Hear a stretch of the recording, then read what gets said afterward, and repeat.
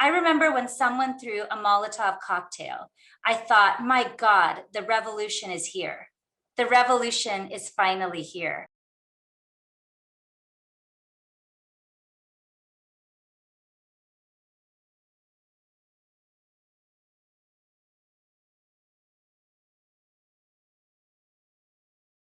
So happy Pride Month, everybody. Hollywood presented a very limited version of what love looked like.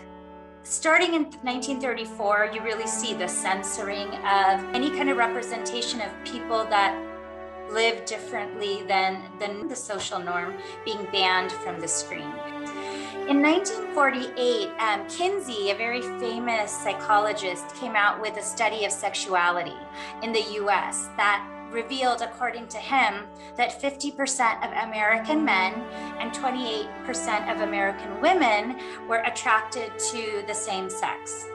And this created what's called a moral panic. In 1955, President Truman put together the National Security Loyalty Program, which was an anti-gay witch hunt that actually meant that 1,200 men and women lost their jobs with the US federal government. Finally, one night in 1966, a transgender woman who was about to be arrested had enough, and she threw her coffee at the police officer.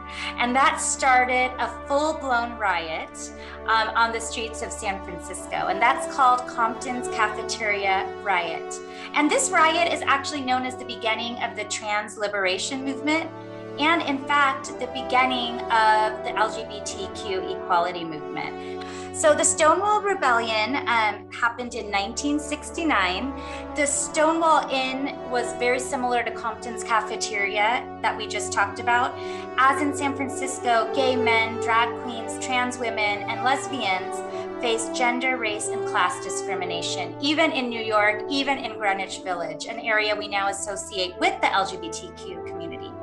On June 28, 1969, what started as a police raid quickly became a riot, or more accurately, a rebellion, in which Marsha P. Johnson, a Black trans woman who identified in the language of the time as a drag queen, threw the first brick.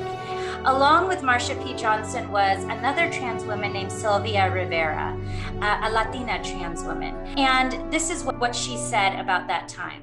I was a radical, a revolutionist. I am still a revolutionist. I am glad that I was in the Stonewall riot. I remember when someone threw a Molotov cocktail, I thought, my God, the revolution is here. The revolution is finally here. Stonewall and the celebration of Stonewall was not necessarily a parade in the way that we see all across the US today, but it was a celebration of revolution and the hope for true revolutionary change.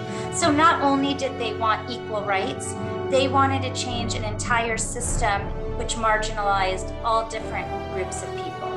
Black folks, women, people of the lower class. It was truly revolutionary in its spirit. So of course the first Pride is a celebration of the Stonewall Rebellion and happens in 1970, led by Marsha P. Johnson and Sylvia Rivera, and happened in major cities all throughout the US, and actually now, of course, happens around the world.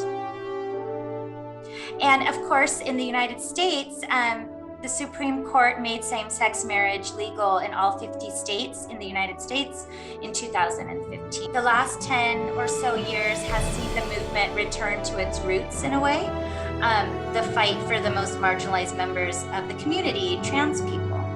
Non-binary is a term that you might have been hearing more and more often. There's huge spectrums of gender identity. And there are those people who resist that binary formation altogether. Neither male nor female, do not put me in either of those boxes. And one of the terms that they might use is non-binary. So what can you do to ally? You can donate to organizations wherever you are that are protecting trans kids, protecting LGBTQ people, and advancing their rights. But more so, share with others what you know. It really is a lack of information. You know, they think they don't know anybody that's LGBTQ. And it just takes somebody to say, I think you're wrong on that. You know, let me tell you what I know. Let them know that trans girls and women are not a threat. to any of us, to anybody. They're our daughters, they're ourselves, they're the people that we love, they're our neighbors, and they deserve the same protections as we all do. Support local efforts in your school district, because I bet you this is happening on the ground right where you live.